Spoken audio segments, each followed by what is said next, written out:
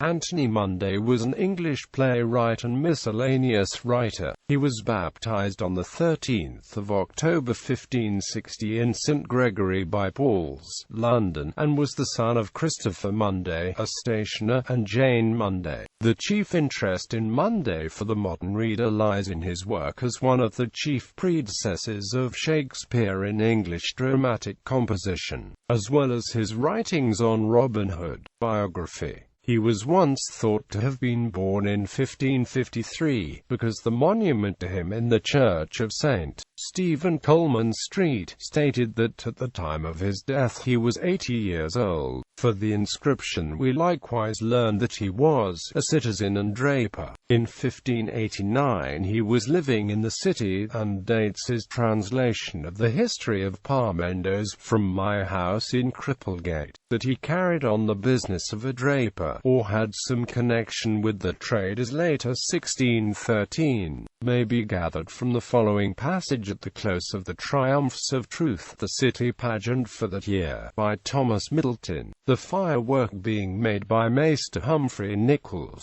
a man excellent in his art, and the whole work and body of the triumph, with all the proper beauties of the workmanship, most artfully and faithfully performed by John Grinken, and those furnished with apparel and porters by Anthony Munday, gentleman. The style of gentleman was probably given to him with reference to the productions of his pen.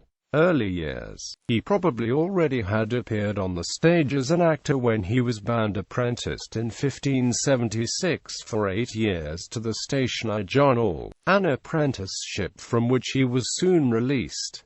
By 1578 he was in Rome. In the opening lines of his English Romaine life he states that he went abroad solely in order to see strange countries and to learn foreign languages, but he may have been a spy sent to report on the Jesuit English College in Rome, or a journalist intent on making literary capital out of the designs of the English Catholics then living in France and Italy. He writes that he and his companion, Thomas Noel, were robbed of all the possessions on the road from Boulogne to Amiens, where they were helped by an English priest who entrusted them with letters to be delivered in Reims. These they handed over to the English ambassador in Paris, under a false name, as the son of a well-known English Catholic. Munday gained recommendations which secured his reception at the English College in Rome. He was treated with special kindness by the rector, Dr. Morris, for the sake of his supposed father. He gives a detailed account of the routine of the place, of the dispute between the English and Welsh students, of the carnival at Rome, and finally of the martyrdom of Richard Atkins. The playwriting years. His political services against the Catholics were rewarded in 1584 by the post of messenger to Her Majesty's Chamber, and from this time he seems to have given up acting. In 1598 to 1599, when he travelled with the Earl of Pembroke's men in the Low Countries, it was in the capacity of playwright to rewrite old plays. He devoted himself to writing for the booksellers and the theatres, compiling religious works, translating Amadis de Gaul and other French romances, and putting words to popular airs. He was the chief pageant writer for the city from 1605. These works included London's Love to Prince Henry, his publication describing the city's pageant on the Thames for the investiture of Prince Henry as Prince of Wales in May 1610.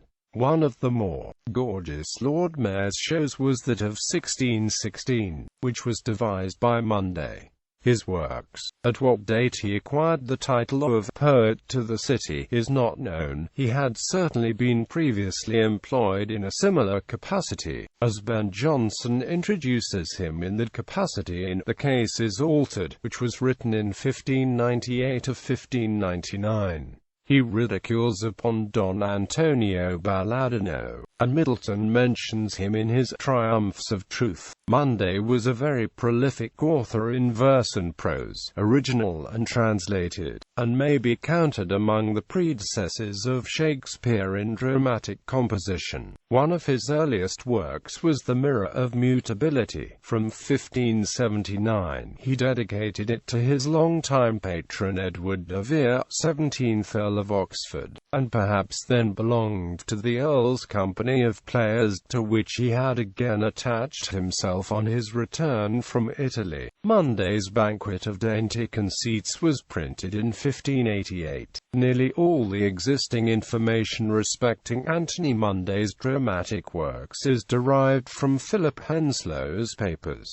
At what period he began to write for the stage cannot be ascertained. The earliest date in these manuscripts connected with his name is December 1597, but he may have been a member of the Earl of Oxford's theatrical company before he went to Rome prior to 1578. In the old catalogues, and in Gerard Langbane's Momus Triumphans, 1688, a piece called Fidel and Fortunatus is mentioned, and such a play was entered at Stationers' Hall on the 12th of November 1584.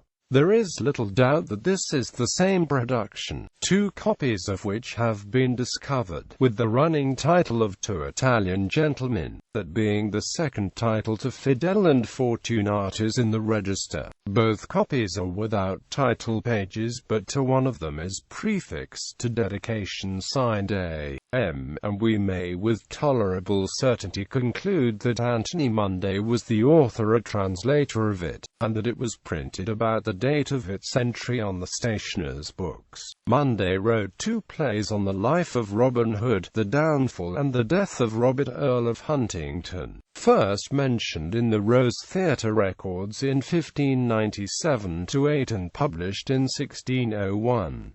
Catalogue of Plays. The subsequent catalogue of plays which Munday wrote, either alone or in conjunction with others, is derived from the materials supplied by Edmund Malone. Fidel and Fortunio, a Fedla and Fortuna, by Anthony Munday, c.1584. Mother Redcap by Anthony Munday and Michael Drayton. December 1597. Not printed and therefore did not survive. The Downfall of Robert Earl of Huntington by Anthony Munday. February 1597-8. Printed in 1601. The Death of Robert Earl of Huntington by Anthony Munday and Henry Chettle. February 1597-8. Printed in 1601. The Funeral of Richard Cordelian by Robert Wilson, Henry Chettle, Anthony Munday, and Michael Drayton. May 1598. Not printed. Valentine and Orson by Richard Hathway and Anthony Munday. July 1598. Not printed. Chance Medley by Robert Wilson, Anthony Munday, Michael Drayton, and Thomas Dekker. August 1598. Not printed. Owen Tudor by Michael Drayton, Richard Hathway, Anthony Munday, and Robert Wilson. January 1599-1600. Not printed. Fair Constance of Rome by Anthony Munday, Richard Hathway, Michael Drayton, and Thomas Dekker. June 1600. Not printed. Fair Constance of Rome, Part 2. By the same authors. June 1600. Not printed. The Rising of Cardinal Wolsey by Anthony Munday, Michael Drayton, Henry Chettle, and Wentworth Smith. The 12th of November 1601. Not printed. Two Harpies by Thomas Dekker, Michael Drayton, Thomas Middleton, John Webster, and Anthony Munday. May 1602. Not printed. The Widow's Charm by Anthony Munday. July 1602. Printed in 1607, as Malone conjectured, under the title of The Puritan, a Widow of Watling Street, and ascribed to Shakespeare. The Set at Tennis by Anthony Munday.